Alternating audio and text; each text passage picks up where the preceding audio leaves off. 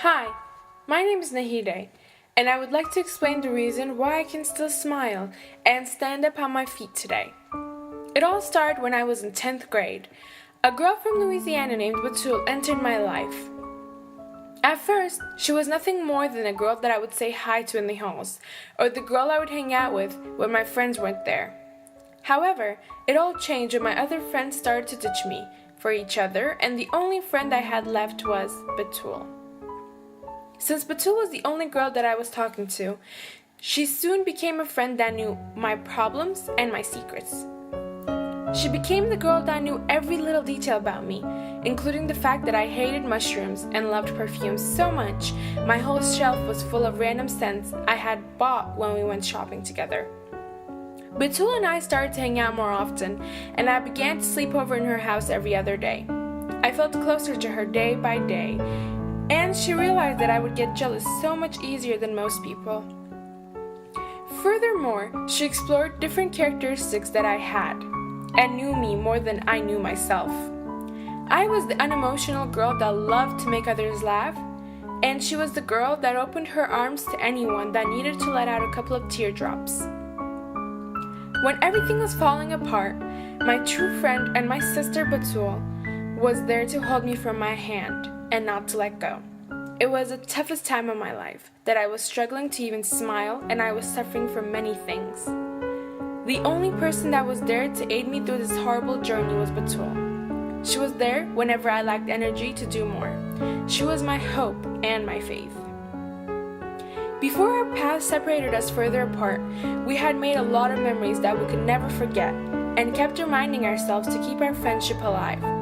Whenever I would sleep over at her house, she would make the best cheese toast in the mornings and tea for me, because she knew that I ate breakfast every morning, and breakfast was an essential in my routine.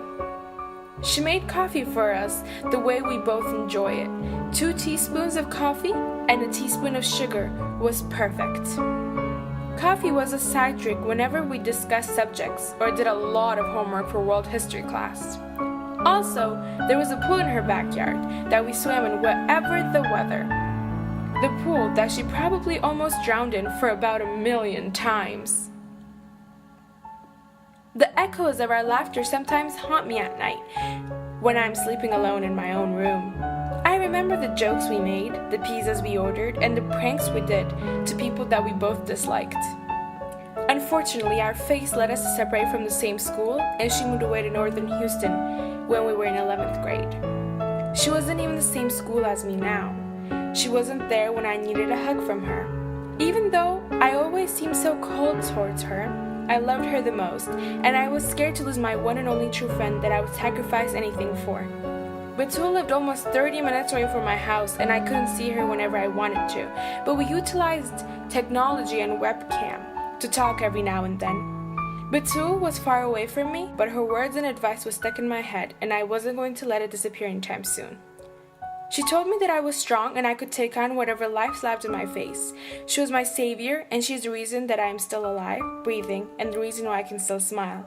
She's the reason that I love life unconditionally, the friend that taught me right and wrong, the friend that still loved me for who I was. Batul has been my best friend for more than 3 years, and I'm thankful for having her in my life and all the positive energy she exposed to my life.